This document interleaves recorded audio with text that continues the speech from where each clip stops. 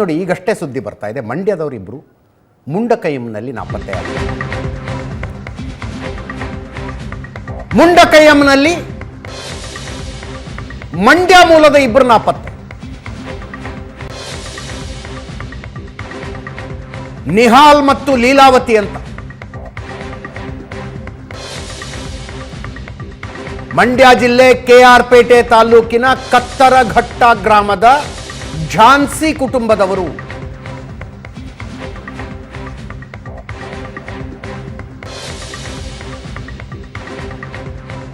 ಮೈಸೂರು ಜಿಲ್ಲೆ ಸರಗೂರಿನ ಅನಿಲ್ ಜೊತೆಗೆ ಇವರಿಗೆ ವಿವಾಹ ಆಗಿತ್ತು.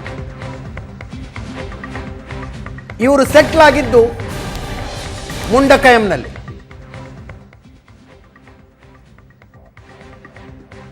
ಫೋಟೋ ನೋಡ್ತಾ ಇದ್ದೀರಿ, ಅನಿಲ್ ಮತ್ತು ಝಾನ್ಸಿ. ಇವರ ತಂದೆ ದೇವರಾಜುನು ಜೊತೆಗಿದ್ರು. 3 ಜನ ಸಣ್ಣ ಪುಟ್ಟ ಗಾಯಗಳೊಂದಿಗೆ ಸೇಫ್ ಆಗಿದ್ದಾರೆ.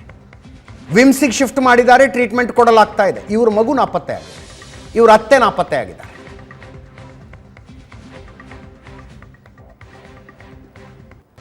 ಮಂಡ್ಯ ಜಿಲ್ಲೆ ಕೆಆರ್ ಪೇಟೆ ತಾಲೂಕಿನವರು. ಹತ್ತರಘಟ್ಟ ಅನ್ನುವ ಗ್ರಾಮ. ಕತ್ತರಘಟ್ಟ ಗ್ರಾಮ.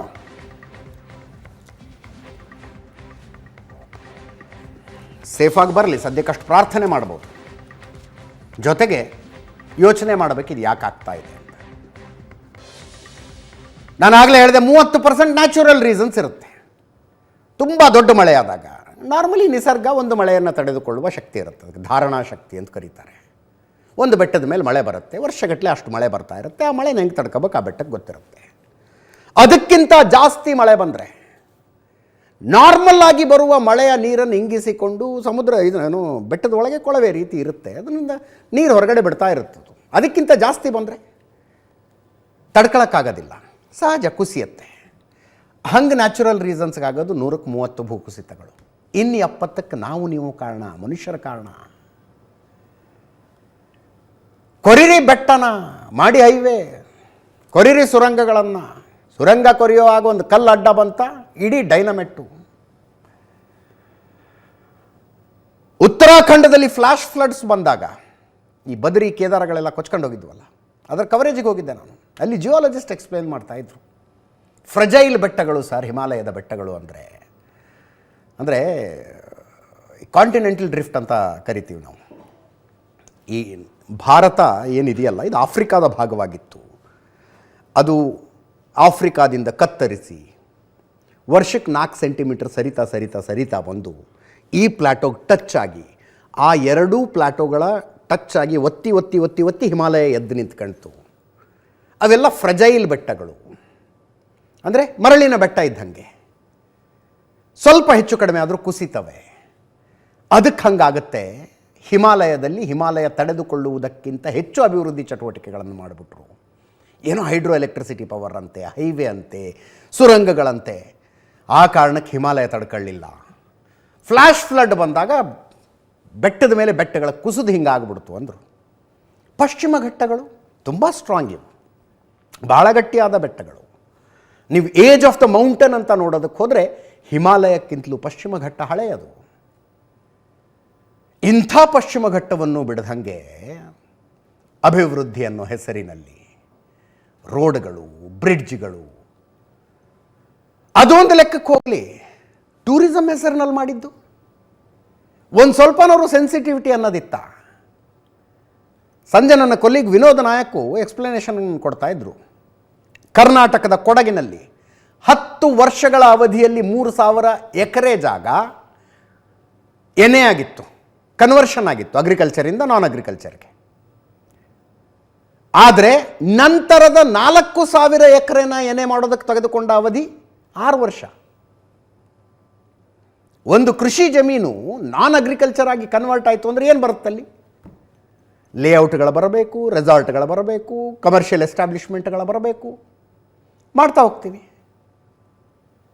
ಇದು ನೋಡಿ, ಮುಂಡಕೈಯಂನಲ್ಲಿ ಹಳ್ಳಿ ಕೊಚ್ಕೊಂಡು ಹೋಗಿದೆ ಬೆಟ್ಟ ಕುಸಿದ ಕಾರಣಕ್ಕೆ. ಬೆಟ್ಟ ಯಾಕೆ ಕುಸಿತು? ಬೆಟ್ಟದ ಮೇಲೆ ರೆಸಾರ್ಟ್ ಆಗಿದ್ವು. ಬೆಟ್ಟ ಬಗೆದು ಪಿಲ್ಲರ್ ಹಾಕಿ ರೆಸಾರ್ಟ್ ಕಟ್ಟೋದು. ಬೆಟ್ಟ ಹಳ್ಳಿ ಮೇಲೆ ಕುಸಿದಾಗ ಹಳ್ಳಿ ಜನ ಹೋಗಿ ರೆಸಾರ್ಟ್ಗಳಲ್ಲಿ ಆಶ್ರಯ ಪಡೆದರು ಅಂತ ಸುದ್ದಿ ಓದೋದು. ಮನುಷ್ಯ ಮಾಡಿಟ್ಟಿರೋದು ಒಂದೆರಡಲ್ಲ. ನೆನ್ನೆ ಎಲ್ಲ ಓದ್ತಾ ಇದ್ದೆ ನಾನು, ಭೂಮಿಯ ಮೇಲೆ ಮೊಟ್ಟ ಮೊದಲ ಜೀವ ಅಮೀಬಾ ಕಾಣಿಸಿಕೊಂಡಿತಲ್ಲ, ಆಗಿನಿಂದ ಈಗಿನ ಕಾಲವನ್ನು 24 ಗಂಟೆ ಅಂತ ನಾವು ಕನ್ಸಿಡರ್ ಮಾಡಿದ್ರೆ, 24 hours ಅನ್ಕೊಂಡ್ರೆ ಮನುಷ್ಯ ಹುಟ್ಟಿ 4 ಸೆಕೆಂಡ್ ಆಗಿದೆ ಅಂತೆ. ಅಷ್ಟು ತಡವಾಗಿ ಭೂಮಿಯ ಮೇಲೆ ಬಂದವನು ಮನುಷ್ಯ. ಬಟ್ ಭೂಮಿನ ಮಾಡಿಟ್ಟಿದ್ದು ಏನೇನೆಲ್ಲ ಮಾಡಿಟ್ಟ ನೋಡಿ. ವಿಪರೀತ ಮಳೆ, ನೀರು ಜಾಸ್ತಿ ಆಗಿದೆ, ನೀರು ಜಾಸ್ತಿ ಆಗಿದೆ ಎಲ್ಲ ಮಾತಾಡ್ತೀವಿ ನಾವು. ನೀರು ಜಾಸ್ತಿನೂ ಆಗಿಲ್ಲ, ಕಡಿಮೆನೂ ಆಗಿಲ್ಲರಿ. ಈ ಭೂಮಿ ಅನ್ನೋದು ಅಸ್ತಿತ್ವಕ್ಕೆ ಬಂದಾಗ ಎಷ್ಟು ನೀರಿತ್ತು ಅಷ್ಟೇ ನೀರು ಈಗಲೂ ಇದೆ. ಯಾರೋ ಚಂದ್ರಯಾನಕ್ಕೆ ಹೋದವರು, ಚಂದ್ರನ ಮೇಲೆ ಹೋದವರು ಒಂದಷ್ಟು ನೀರು ತಗೊಂಡು ಹೋಗಿರ್ಬೋದು, ಇಂಟರ್ನ್ಯಾಷನಲ್ ಸ್ಪೇಸ್ ಸ್ಟೇಷನ್ಗೆ ಒಂದಷ್ಟು ನೀರು ಹೋಗಿರ್ಬೋದು. ಲೀಟರ್ಗಳ ಲೆಕ್ಕದಲ್ಲಿ ಅಷ್ಟು ನೀರು ಬಿಟ್ಟರೆ ಭೂಮಿ ಮೇಲೆ ಆವಾಗ ಎಷ್ಟಿತ್ತು ಈಗಲೂ ಅಷ್ಟೇ ನೀರಿದೆ. ಈ ಸಮಸ್ಯೆ ಯಾಕಂದರೆ ನೀರು ಎಲ್ಲೆಲ್ಲಿ ಎಷ್ಟೆಷ್ಟಿತ್ತು ಅಷ್ಟಷ್ಟಿಲ್ಲ ಅನ್ನೋ ಕಾರಣಕ್ಕೆ.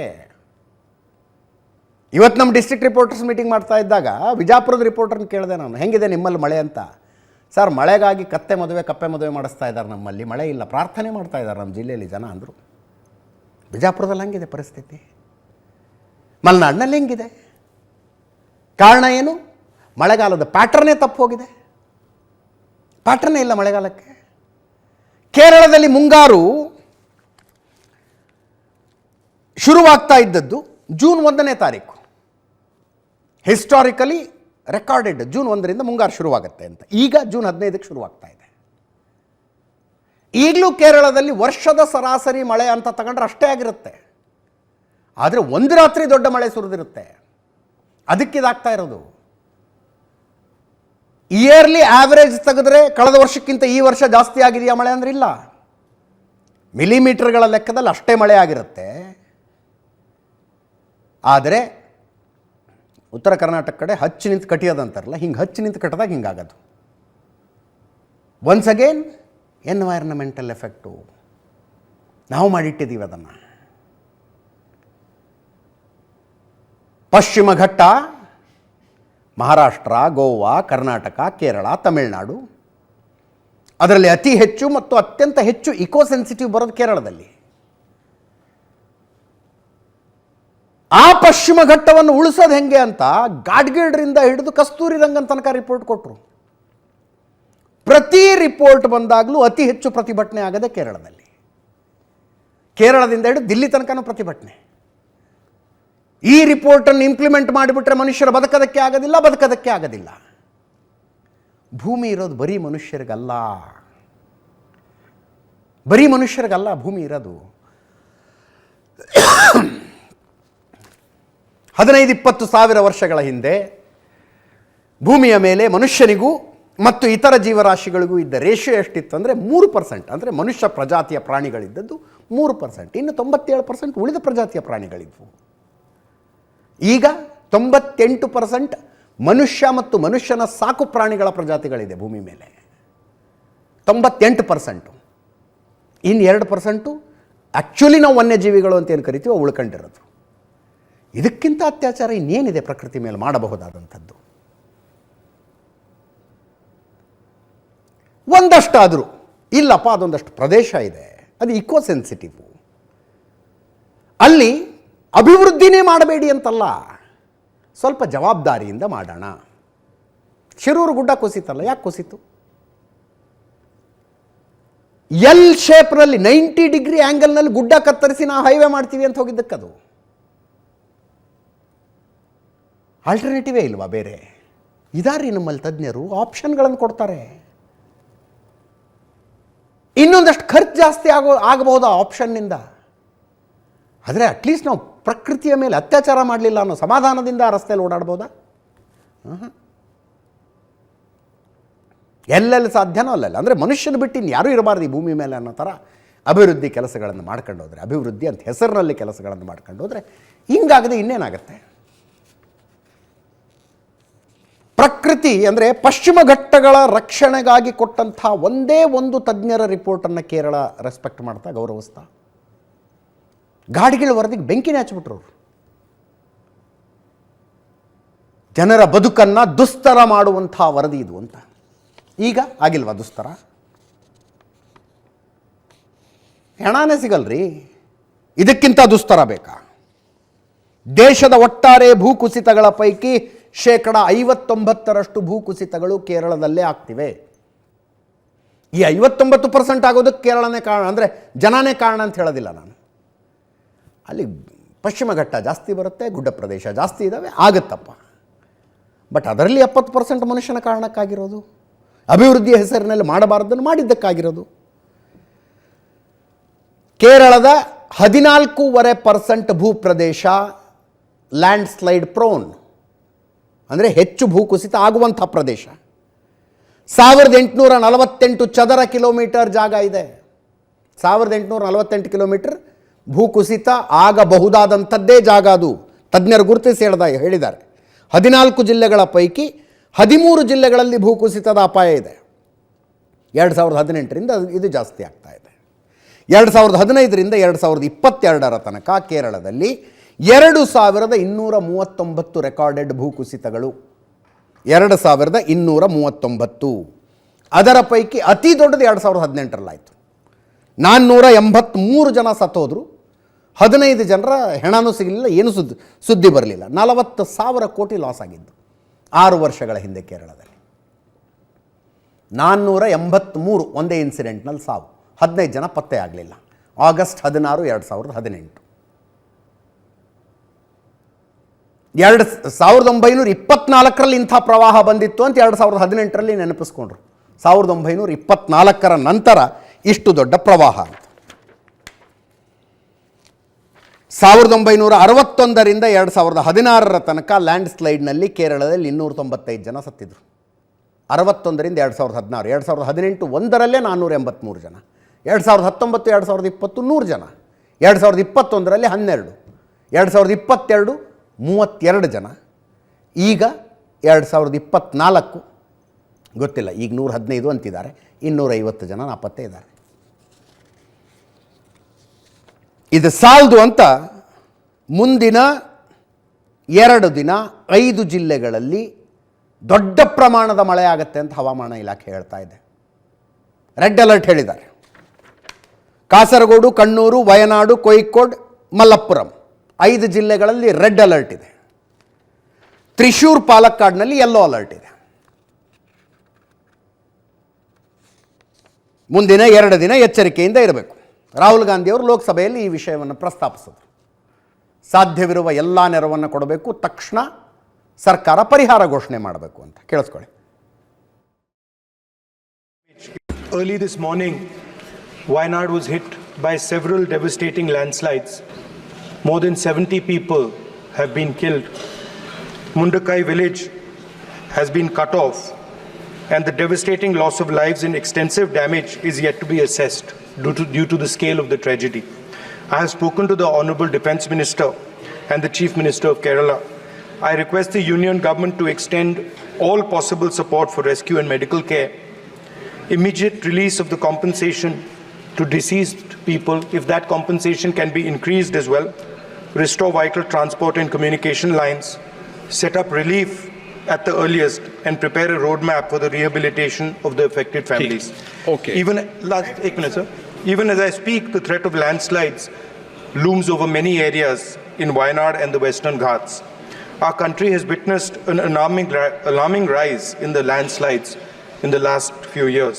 There is an urgent need for mapping of landslide-prone areas and to take up mitigation measures and an action plan to address the growing frequency of natural calamities in the ecologically fragile region. Thank you, sir. ತಕ್ಷಣ ಎಲ್ಲೆಲ್ಲಿ ಭೂಕುಸಿತ ಆಗಬಹುದು ಆ ಪ್ರದೇಶಗಳನ್ನು ಗುರುತಿಸಬೇಕು ಅಂತ ರಾಹುಲ್ ಗಾಂಧಿಯವರು ಹೇಳಿದರು. ಕೇಳಿ ನೋಡಿ ಕೇರಳದ ಮುಖ್ಯಮಂತ್ರಿಗಳನ್ನು. ಅವರ ಆಫೀಸ್ನಲ್ಲಿ ಎಲ್ಲೋ ಒಂದು ಕಡೆ ಆ ಫೈಲ್ ಬಿದ್ಕೊಂಡಿರುತ್ತದು. ಲ್ಯಾಂಡ್ ಸ್ಲೈಡ್ ಪ್ರೋನ್ ಏರಿಯಾಗಳ ಲಿಸ್ಟ್ ಕೊಟ್ಟಿದ್ದಾರೆ ತಜ್ಞರು. ಅದಕ್ಕೆ ಏನು ಮಾಡಬೇಕು ಅಂತಾನೂ ಹೇಳಿದ್ದಾರೆ. ಈಗೇನು ಕೊಚ್ಕೊಂಡು ಹೋದವಲ್ಲ 5 ಗ್ರಾಮಗಳು, ಈ 5 ಗ್ರಾಮಗಳ ಪೈಕಿ 2 ಗ್ರಾಮಗಳನ್ನು ಇಮ್ಮಿಡಿಯೇಟಾಗಿ ಶಿಫ್ಟ್ ಮಾಡಿ ಅಂತ ಗಾಡಿಗಳ ವರದಿಯಲ್ಲಿ ಸ್ಪಷ್ಟವಾಗಿ ಹೇಳಲಾಗಿತ್ತು. ರಿಪೋರ್ಟ್ ಕೊಟ್ಟಿದ್ರು. ಮೋಸ್ಟ್ ಸೆನ್ಸಿಟಿವ್ ಝೋನಿನ ಹಾರ್ಟ್ನಲ್ಲಿದೆ ಇದು, ಈ ಗ್ರಾಮಗಳು. ಇವುಗಳನ್ನು ಹೊರಗಡೆ ಎಲ್ಲರೂ ಶಿಫ್ಟ್ ಮಾಡಿ ಅಂತ. ಏನು ಶಿಫ್ಟ್ ಮಾಡೋದೇ ಇಲ್ವಾ ಗ್ರಾಮಗಳನ್ನು? ಅರೆ ಯಾವುದೋ ಡ್ಯಾಮ್ ಕಟ್ತೀರಿ, ಮುಳುಗಡೆ ಆಗುತ್ತೆ ಅಂತ ಊರಿಗೂರೇ ಶಿಫ್ಟ್ ಮಾಡ್ತೀರಿ. ಪ್ರವಾಹ ಬಂದಾಗ ಇದು ಮತ್ತೆ ಪ್ರವಾಹ ಬರದೆ ಈ ಊರಿನಲ್ಲಿ ಅಂತ ಕರ್ನಾಟಕದಲ್ಲಿ ಎಷ್ಟು ಊರುಗಳನ್ನು ಶಿಫ್ಟ್ ಮಾಡಲಿಲ್ಲ? ನಮ್ಮಲ್ಲಿ ರಾಜಕಾರಣಿಗಳು ಪರಿಸರವಾದಿಗಳಾಗೋದಕ್ಕೆ ಸಾಧ್ಯ ಇಲ್ಲ, ಹಾಗೆ ಪರಿಸರವಾದಿಗಳ ರಾಜಕಾರಣಿಗಳಾಗೋದಕ್ಕೂ ಸಾಧ್ಯ ಇಲ್ಲ. ಅಲ್ಲಿ ಪರಿಸರ ರಕ್ಷಣೆ ಮಾಡೋಣ ಅಂದರೆ ಜನ ಸಿಟ್ಟಿಗೆದ್ದು ಬಿಡ್ತಾರೆ. ಓಟ್ ಹಾಕೋರು ಜನ, ಪರಿಸರ ಏನು ಓಟ್ ಹಾಕತ್ತಾ? ನದಿ, ಬೆಟ್ಟ, ಗುಡ್ಡ, ಮರಗಿಡಗಳು, ವನ್ಯಪ್ರಾಣಿಗಳು ಏನು ಓಟ್ ಹಾಕ್ತವ? ಇಲ್ಲ. ರಾಜಕಾರಣಿಗಳು ಸದಾಕಾಲ ಜನರ ಪರವಾಗಿ ಯೋಚನೆ ಮಾಡ್ತಾರೆ. ನಿಮ್ಮ ಊರು ಶಿಫ್ಟ್ ಮಾಡ್ತೀವಿ, ಈ ರೋಡ್ನಲ್ಲಿ ಓಡಾಡಬೇಡಿ, ಇಲ್ಲೊಂದು ನಾವು ಹೈವೇ ಮಾಡೋದಿಲ್ಲ, ಇಲ್ಲಿ ಬ್ರಿಡ್ಜ್ ಕಟ್ಟೋದಿಲ್ಲ ಅಂದರೆ ಜನರಿಗೆ ಸಿಟ್ಟು ಬರುತ್ತೆ. ಜನರನ್ನ ಸಮಾಧಾನ ಮಾಡೋದ್ರಲ್ಲಿ ರಾಜಕಾರಣಿಗಳು ನಿರತರಾಗಿರ್ತಾರೆ. ಪರಿಸರವಾದಿಗಳು ಹಂಗಲ್ಲ, ಅವರು ಪರಿಸರ ಅಂತಾರೆ. ಅವರ ಮೇಲೆ ಜನಸಾಮಾನ್ಯರಿಗೆ ಸಿಟ್ಟಿರುತ್ತೆ. ಪರಿಸರವಾದಿಗಳು ಯಾವತ್ತೂ ರಾಜಕಾರಣಿಗಳಾಗೋದಕ್ಕಾಗೋದಿಲ್ಲ. ಲ್ಯಾಂಡ್ ಸ್ಲೈಡ್ ಪ್ರೋನ್ ಏರಿಯಾಗಳನ್ನು ಮಾರ್ಕ್ ಮಾಡಿ ಅಂತ ರಾಹುಲ್ ಗಾಂಧಿಯವರು ಹೇಳ್ತಾ ಇದ್ದಾರೆ. ಎಷ್ಟು ಬೇಕು ಸರ್ ನಿಮಗೆ ಮಾರ್ಕ್ ಮಾಡಿರೋದು? ಎಷ್ಟು ಬೇಕು? ಎಷ್ಟು ಸಜೆಷನ್ಗಳನ್ನು ತಜ್ಞರು ಕೊಡಲಿಲ್ಲ? ಅವರು ಅಭಿವೃದ್ಧಿನೇ ಮಾಡಬೇಡಿ ಇಲ್ಲಿ ಅಂತ ಹೇಳ್ತಿಲ್ಲ. 2 ಮಾರ್ಗಗಳಿದ್ದಾವೆ. ಒಂದು, ಪಶ್ಚಿಮ ಘಟ್ಟದ ಕಡೆ ಯಾರೂ ಹೋಗದೆ ಇರೋಂಗೆ ನೋಡ್ಕೊಂಬಿಡಿ, ಅಲ್ಲಿರೋರನ್ನೆಲ್ಲ ಹೊರಗಡೆ ತಂದುಬಿಡಿ, ಪರಿಸರವನ್ನು ಅದರ ಪಾಡಿಗೆ ಅದು ಬಿಟ್ಟು ಬಿಡೋಣ. ಅದು ಒಂದು ಎಕ್ಸ್ಟ್ರೀಮು. ಇನ್ನೊಂದು ಎಕ್ಸ್ಟ್ರೀಮು, ಮನಸ್ಸಿಗೆ ಬಂದಂಗೆ ಏನು ಬೇಕು ಅದನ್ನು ಮಾಡೋಣ ಅಲ್ಲಿ ಪಶ್ಚಿಮ ಘಟ್ಟದಲ್ಲಿ ಅಂತ. 2ರ ಮಧ್ಯದಲ್ಲಿ ಒಂದಿದೆ, ಸಸ್ಟೈನಬಲ್ ಡೆವಲಪ್ಮೆಂಟ್ ಅಂತಾರೆ, ಅದಕ್ಕೆ ಸುಸ್ಥಿರ ಅಭಿವೃದ್ಧಿ ಅಂತಾರೆ. ಮನುಷ್ಯನಿಗೆ ಬೇಕಾದದ್ದನ್ನು ಪ್ರಕೃತಿಗೆ ಹೆಚ್ಚು ಹಾನಿಯಾಗದಂತೆ ಪಡ್ಕೊಳ್ಬೇಕು. ಅದು ಮಧ್ಯಮ ಮಾರ್ಗ. ಆ ಮಾರ್ಗದ ಕಡೆ ಯಾರಿಗಿದೆ ಗಮನ? ಯಾರು ಕೊಡ್ತೀರಿ ಲಕ್ಷ್ಯ? ಯಾರಿಗೆ ಲಾಭ ಇದೆ? ಈ ರಾಜಕಾರಣಿಗಳು ನೋಡೋದು ಇಮ್ಮಿಡಿಯೇಟ್ ಲಾಭ ಅಲ್ಲ. ಸಂಜೆ ನಮ್ಮ ಡಿಬೇಟ್ ಮುಗಿದ್ಮೇಲೆ ಹಾಗೆ ಮಾತಾಡ್ತಾ ಇದ್ವಿ ನಾವು, ತಜ್ಞರು ಬಂದಿದ್ದರು ಒಂದಷ್ಟು ಜನ. ಬೆಟ್ಟದ ಮೇಲೆ ಹೈವೇ ಮಾಡಬೇಡಿ, ಬ್ರಿಡ್ಜ್ ಮಾಡಬೇಡಿ ಅಂತೆಲ್ಲ ಅಂತೀರಿ ನೀವು. ಫಾರಿನ್ ಕಂಟ್ರಿಗಳಲ್ಲೆಲ್ಲ ನೋಡ್ತೀವಪ್ಪ, ಯುರೋಪ್ನಲ್ಲಿ, ಸ್ವಿಟ್ಜರ್ಲ್ಯಾಂಡ್ನಲ್ಲಿ ಆಲ್ಪ್ಸ್ ಮೇಲೆ ಹೈವೇ ಮಾಡಿದ್ದಾರೆ. ಎಂಥ ದೊಡ್ಡ ಹೈವೇ, ಏನೂ ಆಗಿಲ್ಲ. ಅದು ಬೆಟ್ಟಕ್ಕೂ ಏನೂ ಆಗಿಲ್ಲ, ಹೈವೇಗೂ ಏನಾಗಿಲ್ಲ. ಅಲ್ಲೆಲ್ಲ ಮಾಡ್ಬೋದು, ಇಲ್ಲಿ ಯಾಕೆ ಮಾಡಂಗಿಲ್ಲ? ಇಲ್ಲೇ ಮಾಡಿದರೆ ಹಿಂಗೆ ಯಾಕೆ ಆಗುತ್ತೆ? ತಜ್ಞರಿಗೂ ಉತ್ತರ ಗೊತ್ತಿರಲಿಲ್ಲ. ಅದು ಹೌದಲ್ವಾ ಅಂತಾರೆ ಅವರು. ಉತ್ತರ ನಮಗೆ ಗೊತ್ತು. ಅಲ್ಲಿ 40% ಇಲ್ಲ ಅಲ್ಲಿ 40%. ತಮ್ಮ ಇಂಜಿನಿಯರಿಂಗ್ ತಂತ್ರಜ್ಞಾನವನ್ನು ಅಷ್ಟನ್ನೂ ಬಳಸಿ ಆ ಕಾಮಗಾರಿ ಮಾಡಿರ್ತಾರೆ ಅವರು. ಅದರಲ್ಲಿ ನನಗೆಷ್ಟು, ಇದರಲ್ಲಿ ನಿನಗೆಷ್ಟು ಅಂತ ಕೇಳೋರು ಯಾರು ಇರಲ್ಲ ಅಲ್ಲಿ. ಇಲ್ಲಿ 10 ರೂಪಾಯಿ ರೋಡಿಗೆ ಬಂದರೆ, ರೋಡಿಗೆ ಅಂತ ಸ್ಯಾಂಕ್ಷನ್ ಆದರೆ, ರೋಡಿಗೆ ಬಳಕೆ ಆಗ 60 ರೂಪಾಯಿ 6 ರೂಪಾಯಿ ಬಳಕೆ ಆದರೆ ಅದೇ ದೊಡ್ಡದು. ಪ್ರಧಾನಮಂತ್ರಿಗಳ ಟ್ವೀಟ್ ಮಾಡಿದ್ದಾರೆ, ಕೇರಳದ ಇದೀವಿ, ನಾವು ಮುಖ್ಯಮಂತ್ರಿಗಳ ಜೊತೆಗೆ ಮಾತಾಡಿದ್ದೀನಿ, ಮೃತರಿಗೆ 2 ಲಕ್ಷ ರೂಪಾಯಿ ಪರಿಹಾರ ಘೋಷಿಸಿದ್ದೀವಿ, ಎಲ್ಲ ರೀತಿಯ ಸಹಾಯವನ್ನು ಕೇಂದ್ರ ಸರ್ಕಾರ ಕೊಡುತ್ತೆ ಅಂತ ಪ್ರಧಾನಿ ನರೇಂದ್ರ ಮೋದಿಯವರ ಟ್ವೀಟು. ಕೇರಳದಲ್ಲಿ 2 ದಿವಸ ಶೋಕಾಚರಣೆ. ಯಾವುದೇ ರೀತಿಯ ಸರ್ಕಾರಿ ಕಾರ್ಯಕ್ರಮಗಳು ಇರೋದಿಲ್ಲ. ಮುಖ್ಯಮಂತ್ರಿಗಳು ಕೇರಳದ 5 ಸಚಿವರ ಒಂದು ಟೀಮ್ ಮಾಡಿದ್ದಾರೆ ಪರಿಹಾರ ಕಾರ್ಯಾಚರಣೆ ಮೇಲುಸ್ತುವಾರಿ ನೋಡೋದಕ್ಕೆ. NDRF, SDRF, ಮಿಲಿಟ್ರಿ ಎಲ್ಲರೂ ಬಂದಿದ್ದಾರೆ. ತಮಿಳುನಾಡಿನ ಮುಖ್ಯಮಂತ್ರಿ ಸ್ಟಾಲಿನ್ ಕೇರಳಕ್ಕೆ 5 ಕೋಟಿ ಪರಿಹಾರ ಘೋಷಣೆ ಮಾಡಿದ್ದಾರೆ. ಕೇರಳದ ಜೊತೆಗೆ ನಾವಿದ್ದೀವಿ ಅಂತ. ಅಲ್ಲಿಂದ ಒಂದು ಡಾಕ್ಟರ್ಸ್ ಟೀಮ್ ಬರ್ತಾ ಇದೆ ತಮಿಳುನಾಡಿನಿಂದ. ಫೈರ್ ಬ್ರಿಗೇಡ್ನವರು ಒಂದಷ್ಟು ಜನ ಬರ್ತಾ ಇದ್ದಾರೆ. CT ರವಿಯವರು ಆಗ್ರಹ ಮಾಡಿದ್ರು, ಈ ಟೈಮ್ನಲ್ಲಿ ಕೇರಳಕ್ಕೆ ಏನೇನು ಬೇಕು ಅದೆಲ್ಲವನ್ನೂ ಕರ್ನಾಟಕ ಸರ್ಕಾರ ಒದಗಿಸಿಕೊಡಬೇಕು ಅಂತ. ಇನ್ನೊಂದು ಕಡೆ ಶಿರೂರು, ಉತ್ತರ ಕನ್ನಡದ ಶಿರೂರಿನಲ್ಲಿ ಗುಡ್ಡ ಕುಸಿತದ ಕಾರ್ಯಾಚರಣೆ, ರಕ್ಷಣಾ ಕಾರ್ಯಾಚರಣೆ ಸ್ಥಗಿತಗೊಳಿಸಲಾಯಿತು. 8 ಬಾಡಿ ಸಿಕ್ವು. ಕೇರಳದವರೇ 3 ಜನ ಪತ್ತೆ ಇಲ್ಲ. ಜನ ಬಿಡಿ ಎಲ್ಲೋ ಮಣ್ಣಿನ ಅಡಿಯಲ್ಲಿ ಬಾಡಿ ಸಿಕ್ಕಾಕೊಂಡಿರ್ಬೋದು ಅನ್ನಬಹುದು. ಭಾರತ್ ಬೆನ್ಸ್ ಕಂಪನಿ ಅಷ್ಟು ದೊಡ್ಡ ಲಾರಿನೇ ಸಿಗ್ತಾ ಇಲ್ಲ ಅಲ್ಲಿ. ಎಲ್ಲಿಂದ ಸಿಗ್ತಾರೆ ಜನ?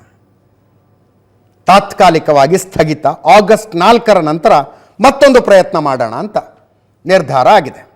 ಕೇರಳ ಮೂಲದ ಅರ್ಜುನ್, ಜಗನ್ನಾಥ್, ಲೋಕೇಶ್ ನಾಪತ್ತೆಯಾದವರು. 8 ಬಾಡಿ ಸಿಕ್ಕಿದ್ದಾವೆ.